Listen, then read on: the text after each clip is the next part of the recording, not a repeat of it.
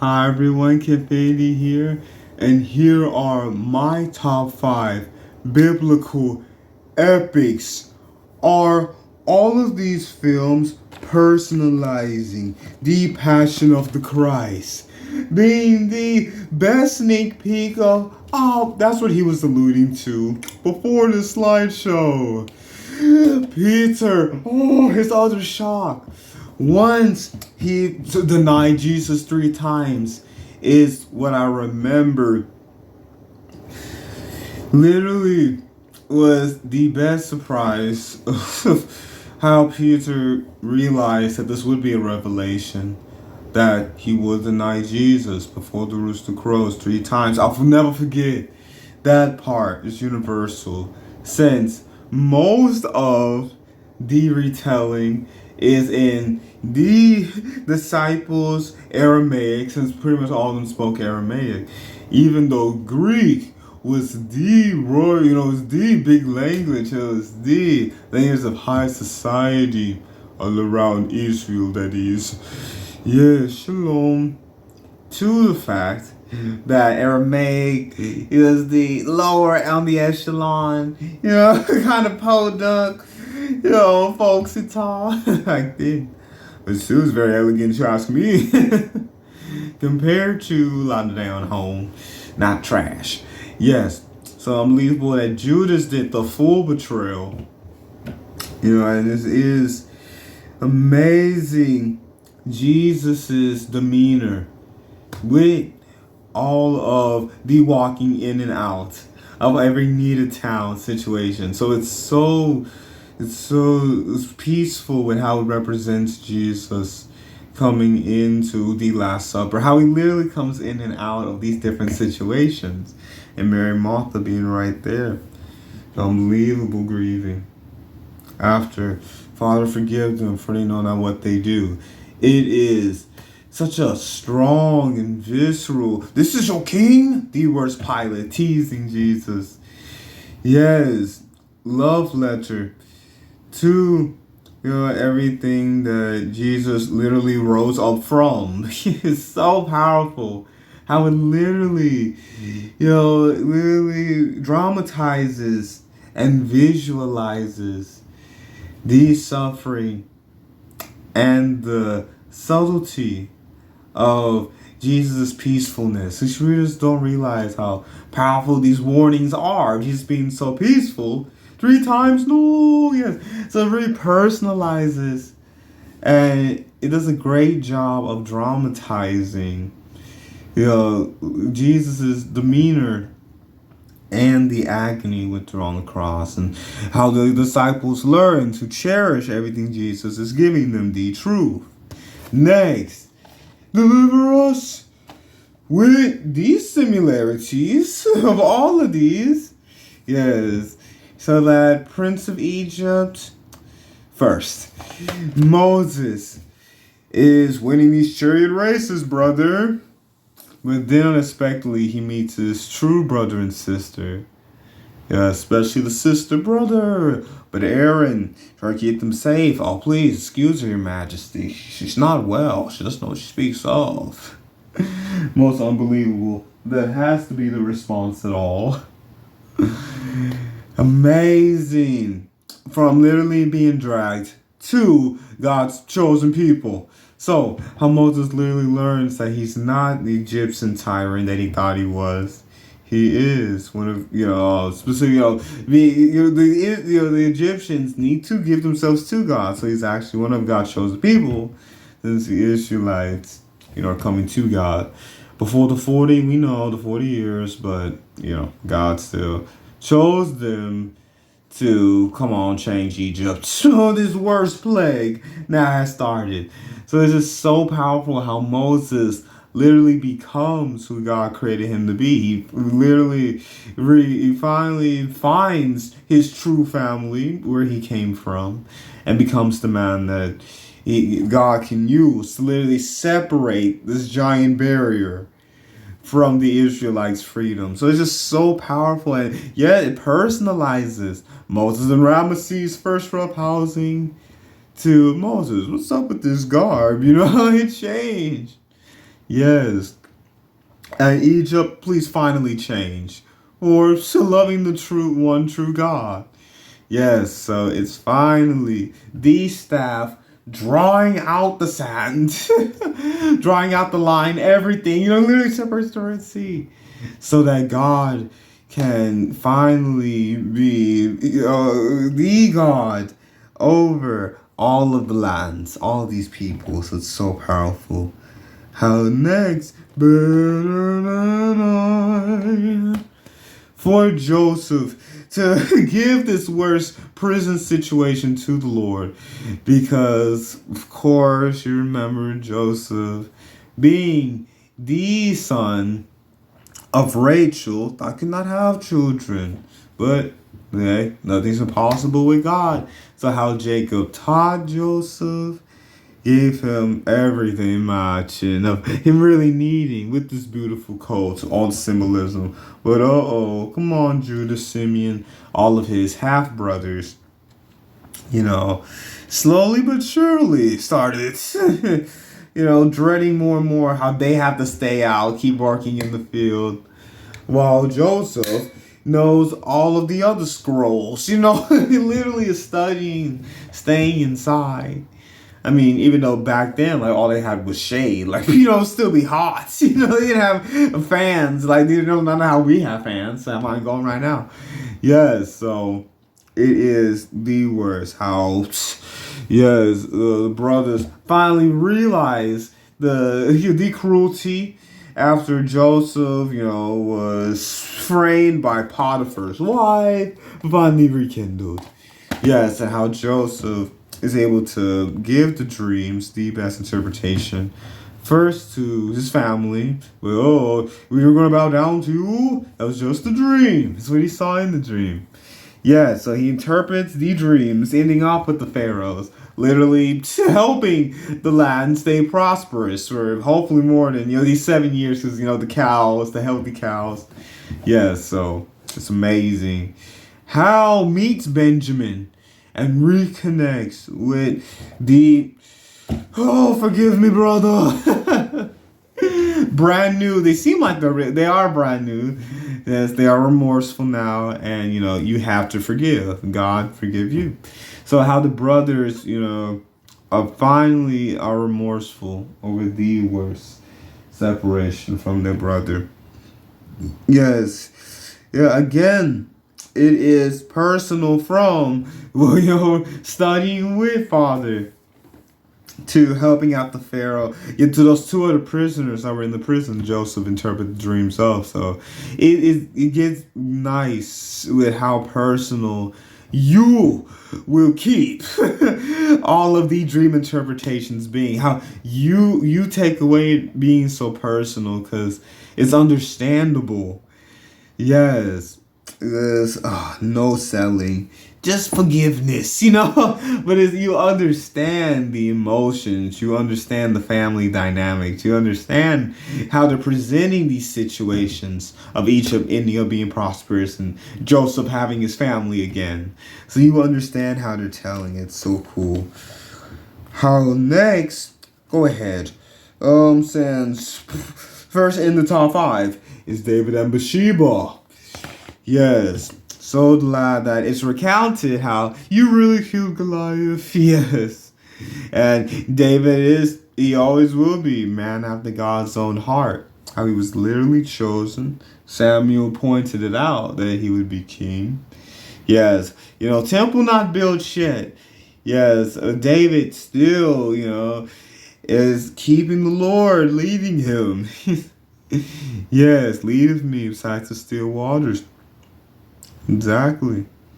That rod and thy staff, they comfort me while I'm literally walking down the shadow of death, valley of the shadow of death. So, David then sees the Bathsheba, who is married to the dedicated Uriah, the dedicated soldier. But out of seeing and wanting Bathsheba, it's the worst what happens to Uriah. If all of the study, if the events from the Bible. David had to repent, so deeply to the Lord. So the Lord make him whiter than snow. So they do a great job here of presenting, David's strength of, he's been king now, of his integrity, his love for God, but how Bathsheba did draw him in. So how he gives that longing, he gives that lust, all that sin to God. And he's able to, continue to be the psalmist's most beautiful harp connection of playing the harp while reciting, "Thy mercy, O Lord, is in the heavens, and thy faithfulness reaches into the clouds." Every truth to the Lord is so powerful. It's amazing. How you can literally stay on the kingdom side of Jerusalem, because the worst battle breaks out in this current time, not the Goliath flashbacks of there being a giant battle and everything. So it is very well done. One Night with the King does an awesome job from Odessa having to become Esther to keep her family and pretty much, yes, all of the believers safe, because she believes in God. King Xerxes, come have a night with the king, Esther. So with her having this night with the king, and I love how being the Vegas brings on all of the new connecting you will make. If you want to see this, or go straight to the Bible, these stories. So how I gotta stay vague so you can enjoy it yourself.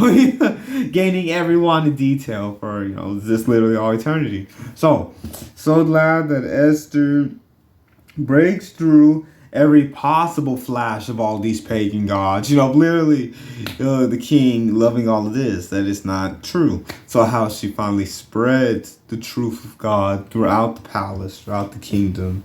And Mordecai and the family are able to spread from back at their home. So yes, it's a great ride. It's serious when it needs to be, but it has brevity. And knowing, you want epic, you want the biblical epic, but here is the, deepest King Chambers change your ways truth that's needed. So it's a great way how they do that. The greatest story ever told starts with in the beginning. Yes, in the beginning. Yes. The Word. Yes, the Word was the Word. The Word was with God. The Word was God, and it always will be God. Literally from Herod executing all of the baby boys, sadly, Jesus has been connecting with all of the true believers, starting off with children.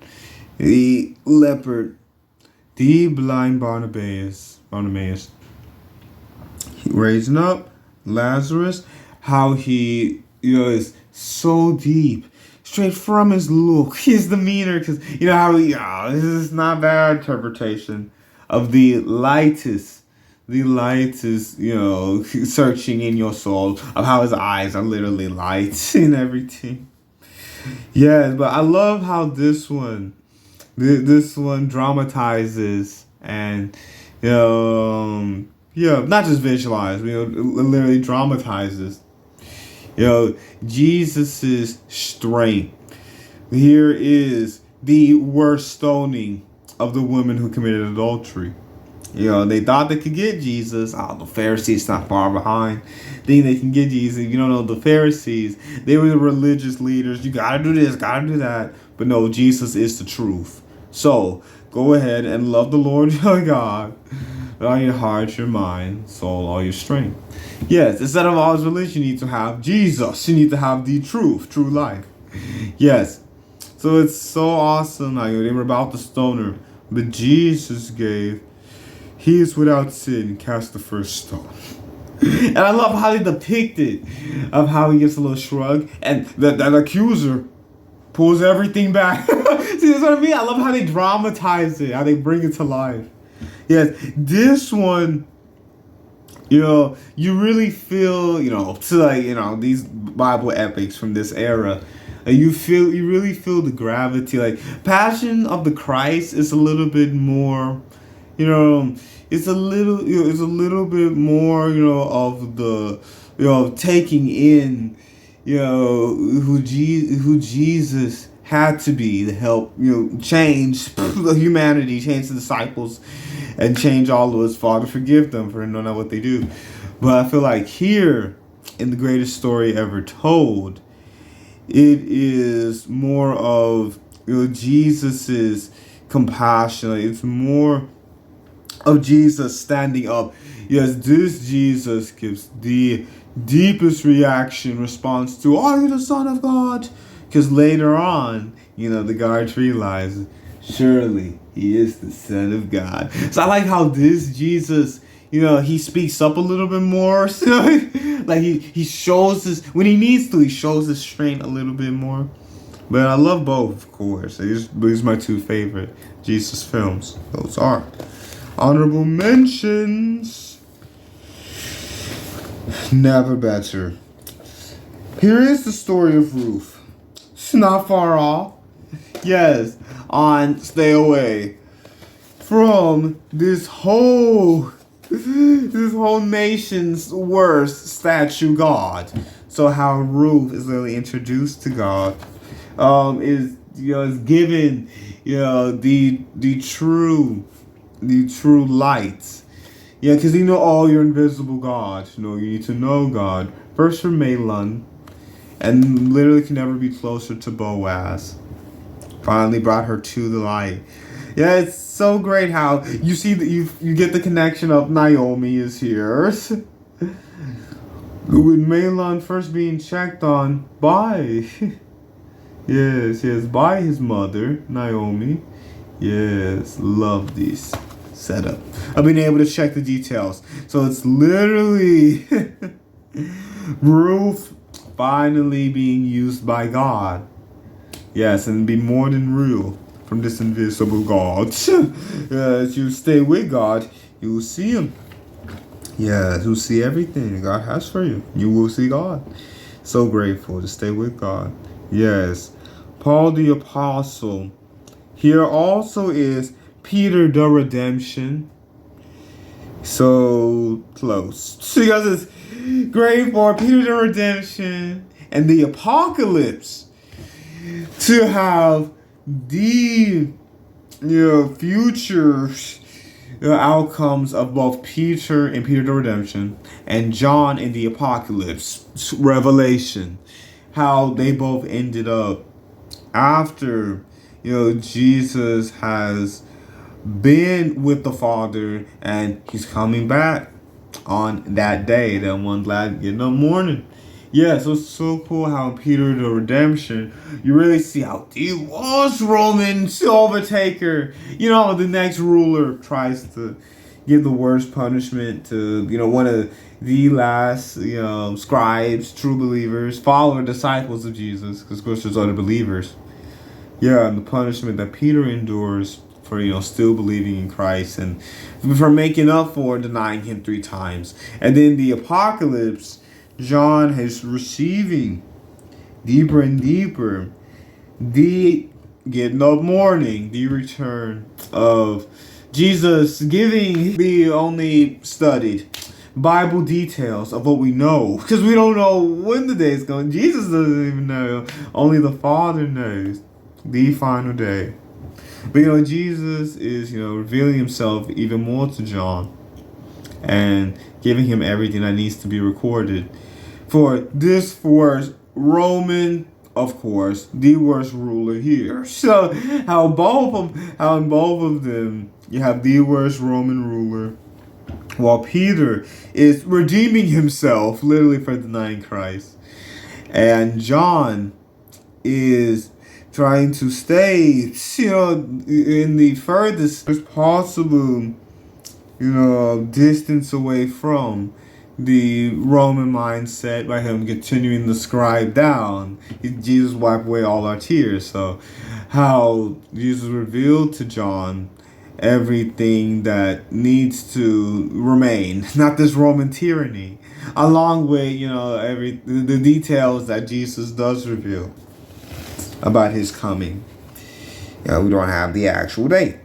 Of course, it's not bad at all. Perfect finishing off. So basically, the Bible collection is perfect to finish off with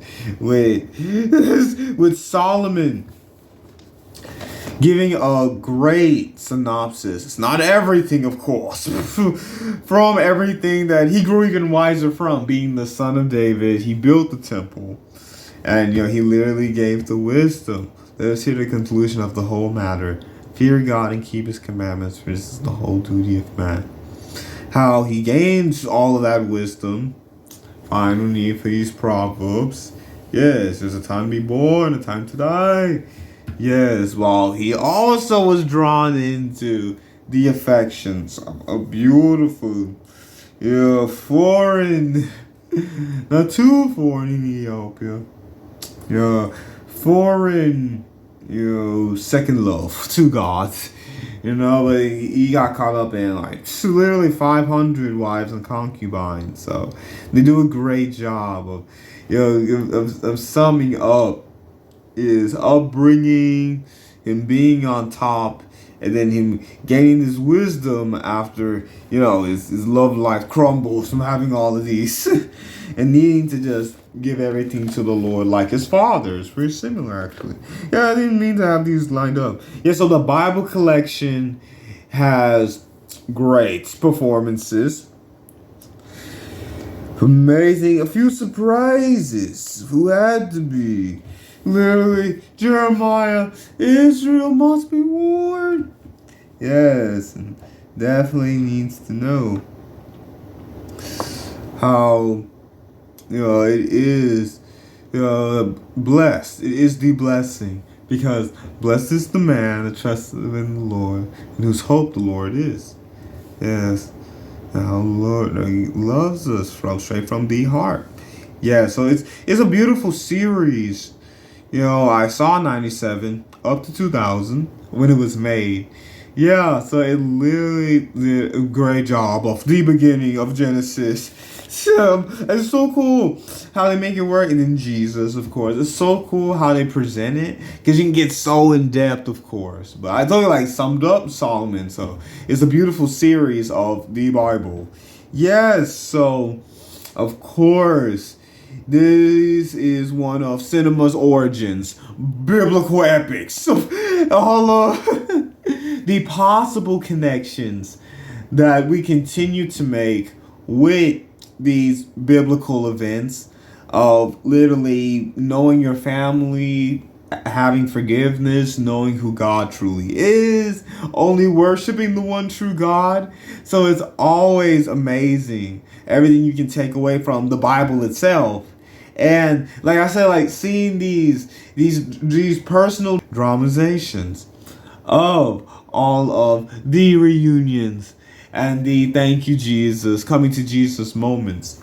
So it's so cool, because you can really personalize it, since these actors and these specific themes are literally playing out in front of us. So of course you love reading every detailed Bible, Jesus' words.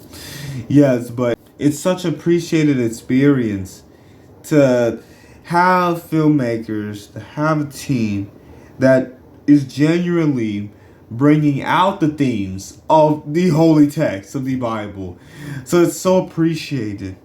Along with the 10 Commandments, did a strong job of showing the stoic Egyptians and pleading, the deep in the trenches Hebrew slaves. So, lastly, it is the 10 Commandments, and I love how they're, like I just said, how they show the Egyptians being so strong and stoic, nothing can hurt us, while the Hebrews, the Israelites, are literally so downtrodden from having to build up this pyramid. They've literally been treated the worst, So how they're all, crumpled up, having the worst slave situation. But how it finally turns, everything changes, the best turn. And it really is an awesome stance of where Moses is when he parts the Red Sea. God does it through him. So it's cool how they do it, and in being live action, and how they made it work. The best use of every film shortcut, literally actual film. You appreciate it. So of course, please let me know some of your favorite biblical movies. Yes, the strongest truth. Yes, there are films that do a great job taking the truth of staying forgiven and forgiving your family, trusting only in the one true God, doing what you have to do to continuing to spread the light. So, yes, please let me know your favorite biblical films, of course, biblical epics, and films that present life truths. So we can continue to want to rewatch all of these cities and all of this giving being built up of what you really need to do. Yeah, so films that present the truth.